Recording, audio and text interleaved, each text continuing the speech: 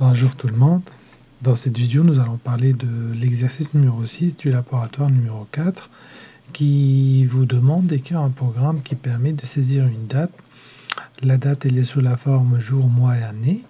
Les jours, c'est un nombre à deux chiffres qui est compris entre 1 et le nombre de jours. Le mois, c'est entre 1 et 12. Et l'année, qui est libre, c'est un entier à 4 chiffres.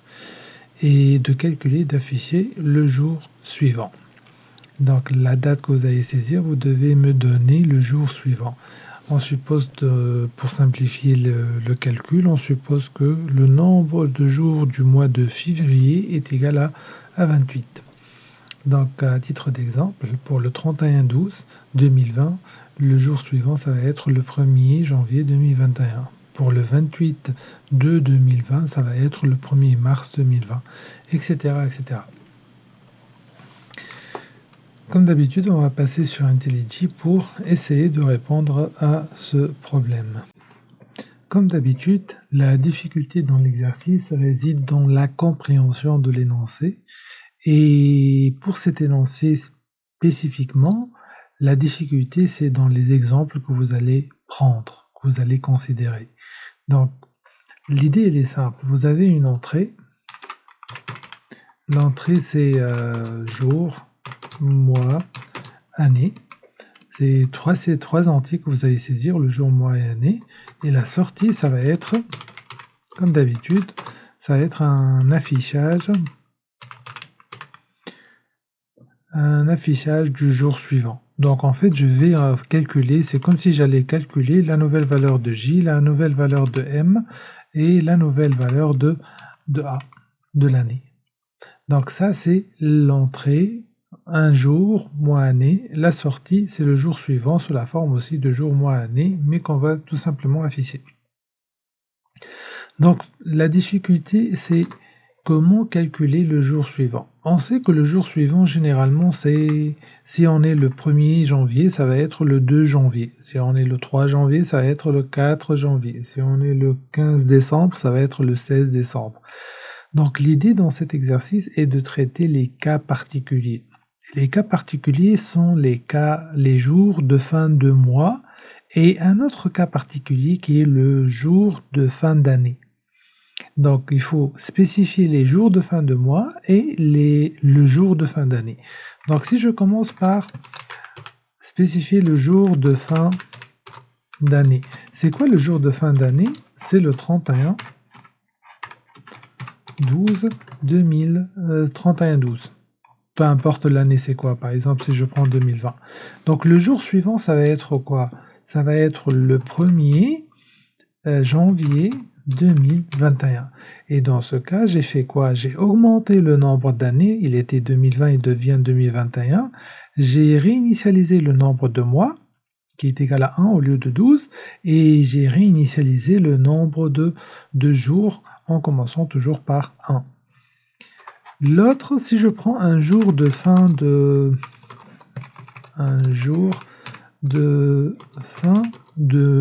mois, par exemple, si je prends le 31 mars 2020, je sais que le jour suivant, ça va être le 1er avril 2020.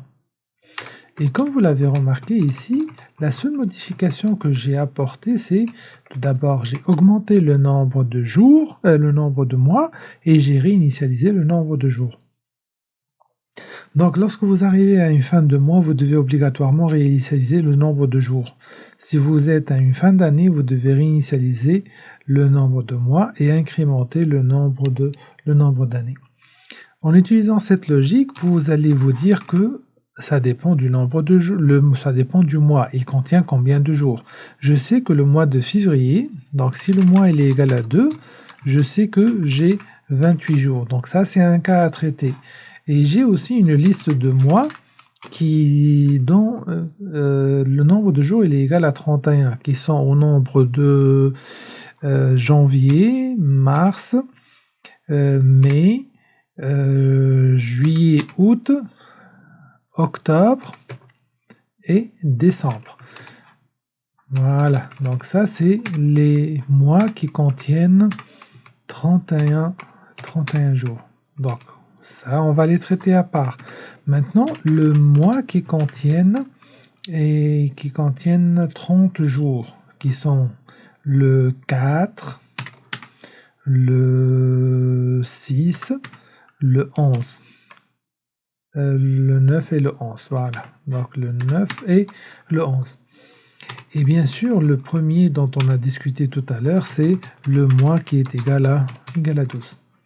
Et dans ce cas, j'ai repris tous les mois, en fait, mois 12, mois 2, 1, 3, 5, 7, 8, 10, 4, 6, 9, 11, et je retrouve tous les mois de 1 à 12. Donc si le jour, ça correspond à une fin du mois, je réinitialise le nombre de jours et j'incrémente le nombre de mois. Si le jour correspond à un jour de fin d'année, j'incrémente le nombre d'années, je réinitialise le jour et je réinitialise le mois. C'est ça l'idée. Par quelles conditions on commence? Comme je vous ai dit avant, il faut commencer par la condition la plus simple, la condition qui vous permet d'écrire le moins de code. Donc on peut commencer par exemple, le mois de fin d'année. Donc si le mois il est égal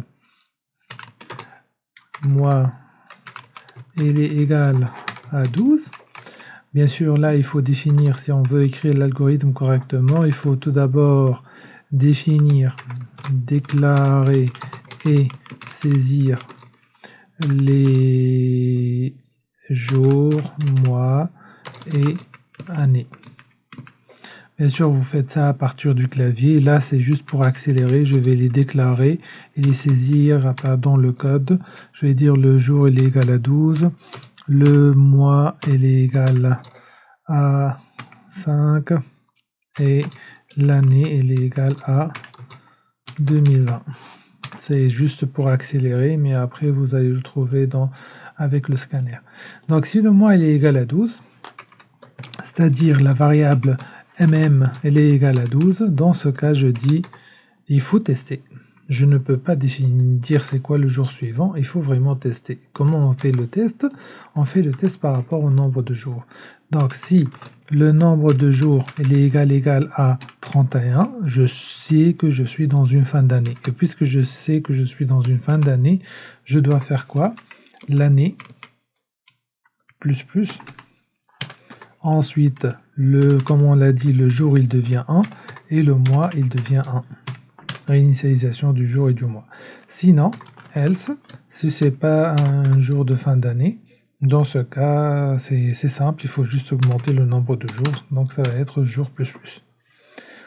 Donc ça c'est pour le mois 12, vous allez faire exactement la même chose pour le mois numéro 2. Donc je vais juste faire un petit copier-coller et changer les valeurs qui doivent changer. Ils doivent être changés. Donc, else, if, le mois est égal au mois 2, si le nombre de jours est égal à 28, parce qu'on a supposé que maximum c'est 28, je vais faire jour égal à 1 et le mois, je vais l'incrémenter. Sinon, je fais j++. Voilà. Else, if, la condition, là on a deux conditions qui restent, c'est soit celle-là, soit celle-là. Et dans les deux cas, il faut faire quoi? Tout simplement, il faut... quelle est la condition la plus courte? Est-ce que lorsque j'écris une condition qui contient 1, 2, 3, 4, 5, 6 sous-conditions, ou bien lorsque j'écris une avec 4 sous-conditions? Donc, ce qui est clair, c'est avec 4 sous-conditions. C'est-à-dire, on va faire ici if m égale 4, ou on va utiliser l'opérateur ou, m égale 6, ou m égale à 9, ou m égale à 11. Donc si le mois il est égal 4, 6, 9 ou 11, je sais que le nombre de jours il est égal à 30 jours. Donc si le nombre de jours est égal à 30, j égale à 30, dans ce cas, il faut tout simplement réinitialiser le nombre de jours, j égale à 1, jour égale à 1, et mois égale mois plus 1, donc mois plus. Voilà. else, c'est tout simple, il faut juste augmenter le nombre de jours. Point virgule. Voilà. Le dernier cas qui reste, c'est pour les cas où le mois est égal à 31 jours. Dans ce cas, je vais copier la première condition. Hein, voilà, CTRL-C, CTRL-V. C'est un mois qui n'est pas un mois de fin d'année, mais c'est pas un jour de fin d'année, mais c'est un jour de fin de mois. Donc, je dois augmenter le mois, l'incrémenter de 1. Et voilà, vous avez résolu votre exercice. On va juste afficher pour voir si c'est bon ou pas. Système.out.println, et là vous allez mettre jour plus, on va faire une chaîne vide, plus le mois, plus, on va faire une chaîne vide, l'année, plus l'année. Voilà. Donc en exécutant, maintenant, on va avoir le jour suivant du mois du 12 mai 2020, ça va être le 13 mai 2020. Si je change maintenant, je mets le 31 mai, sachant que le mois de mai est égal à 31 jours. Donc le 31 mai, ça va être le 1er 6 2020. Voilà. Et si je prends une fin d'année, par exemple, le 31-12, je vais avoir le 1er janvier 2021. Voilà. Donc voici la partie du code qui permet de résoudre l'exercice numéro 6. La seule chose qui manque, c'est juste l'ajout du scanner pour saisir le jour, le mois et l'année à partir du clavier. Mais sinon, le code, il est là. Comme on l'a dit, il faut séparer vos conditions pour le mois 12, pour le mois 2, pour les mois de 30 jours et pour les mois de 31 jours. Dans cet exercice, j'ai supposé que le mois il était correct, la date qui est saisie était correcte, c'est-à-dire le jour il est compris entre 1 et la valeur maximale, le mois il est compris entre 1 et 12 et l'année elle est libre. Donc là, vous pouvez bien sûr avant de faire vos conditions, vous pouvez rajouter d'autres conditions qui permettent de tester la validité de la date. Donc si la date elle est valide, vous continuez à faire votre exécution. Si la date n'est pas valide, vous arrêtez l'exécution et vous dites votre date n'est pas valide. Je vous remercie infiniment pour votre attention et on se voit dans une vidéo suivante.